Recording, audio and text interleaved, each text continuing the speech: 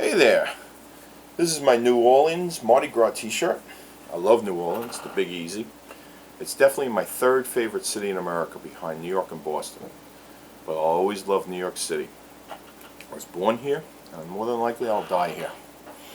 Next year my family will have lived here for 125 years, going back to my great-grandfather coming off the boat at Governor's Island. That was before Ellis Island opened in 1885.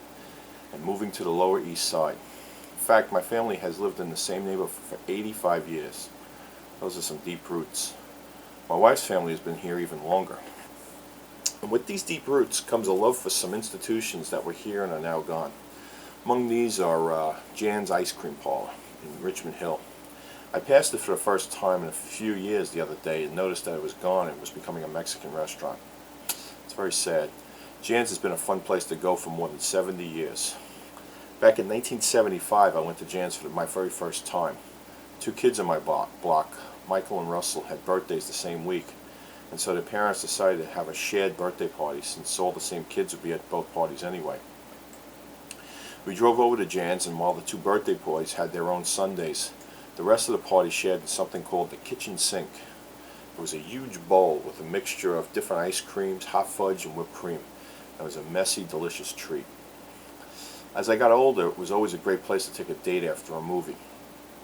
I often got the hot Belgian waffle with chocolate ice cream, pineapple sauce, and whipped cream. Even the night that Barbara and I got engaged, we went to a fancy restaurant on Long Island for dinner, but we had dessert at Jahns. I'll miss that place. Another place I'll miss is the Drake Movie Theater, located on Woodhaven Boulevard in Rego Park. This theater was the last $1 movie theater in New York City. It ran double features for $1 until it closed in 1990. If you saw Howard Stern's Private Parts, he used the Drake in a scene that takes place supposedly in Hartford, Connecticut. When I was in high school, we used to go to the Drake and see really odd double features like Blade Runner and Steve Martin's Man with Two Brains, or Christine and Fast Times at Ridgemont High. There was an excellent bagel store next door, and we'd buy 3 hot bagels for $1 and a quart of soda and hide it under our coat as we paid the $1 to get in. The theater was so cost conscious that they didn't even use tickets. You walked through a turnstile like in the subway. That way they didn't have to pay someone to rip the ticket. I was in college, and my friends and I went to see Prince's Purple Rain and Mad Max's Road Warrior. We bought a case of cans of Budweiser and threw them in a cooler in my friend's trunk.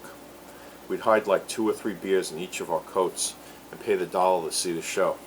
When we finished our beers, we'd go back outside, load up again, and pay another $1 to go back inside. We did this all night long until the beer was gone.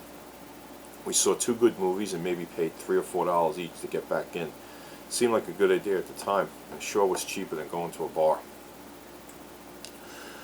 But there are so many other lost treasures from when I was growing up, like the Arion, Oasis, and Ridgewood movie theaters. Before I could drive, I could walk to all of these, and they helped develop my lifelong love of movies. The Oasis Roller World. After the movie theater closed, the roller disco opened. It was a great, healthy way to spend a Saturday afternoon. Mossbox Diner. Admittedly a great place for a stomach ache. The Metro Soda Fountain, which still has the best whipped cream I ever tasted. Cooper's Ale House. The best buffalo chicken wings I ever ate. You can see the place now on King of Queens TV show. Carvel on 71st and Metro. There were no tables, just picnic benches in this huge parking lot. Joe's Pizzeria, best Italian food in Queens, and that's really saying something. Peter's Delicatessen, the best German deli food in Queens. But people who love manners will give you an argument about that. The Glenwood Bowling Alley. I love their pinball machines. Yum Yums on 68th Avenue, a little arcade with 25-cent Pepsis. You can bet I'd walk 7 blocks for a 25-cent Pepsi. Beihoff's Records, they had any vintage 45 you wanted, only we didn't think they were vintage, just great old rock and roll. The Record World at TSS. I spent many a Friday waiting for my parents to finish shopping while I memorized all the vinyl in their store. Corvettes and Crazy Eddies. Their prices were insane. TSS, what a store. Supermarket, record store, clothing, toys, sporting goods, glasses. You didn't have to shop anywhere else. Sort of like Walmart today, but without the evil overtones. Second-hand comic book stores. We had 3 of them in my neighborhood, and you could get old comics dirt cheap before they became known as collector's items. Imagine getting 10 Batmans for $1. IHOP on Union Turnpike. Great pancakes after a night of drinking. JPOD's. Coolest bar right across the street from St. John's University. In the 80s, you could see Chris Mullen there. Ridgewood Chemists. Before the Christmas explosion where every store looks like a small Macy's, this little neighborhood pharmacy had the best decorations around, with these little moving elves building toys in the front window. It was so cute. Nothing else like it in the whole neighborhood. Bob Normandia ran the place and was one of the nicest store owners in town. The low hoop at 93 Park. It was about 6 feet high, so anyone could dunk on it and feel like Dr. J. That's right, not Michael Jordan, Dr. J, the real king of the dunk. Hans Gasthaus, the best burger I ever ate. The spicy burger was so big that it came out the sides of a Kaiser roll. And Landjägers, these spicy little sausage treats. Oh my God. Cooking with Jazz. If this man was still in business, we'd be eating there every Mardi Gras and 2 other times during the year.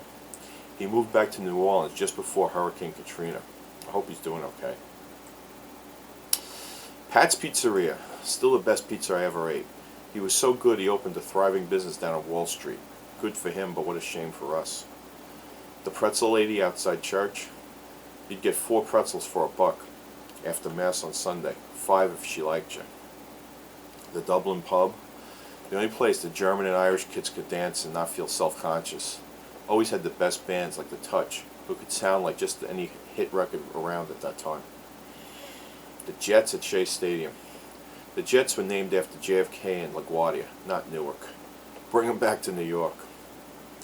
Crossing the tracks behind Farmers Oval Park.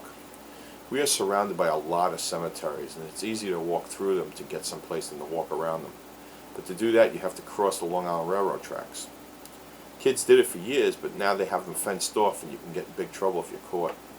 Oh well, the nanny police are out in full force making sure that no one can be dangerous and have a little fun anymore.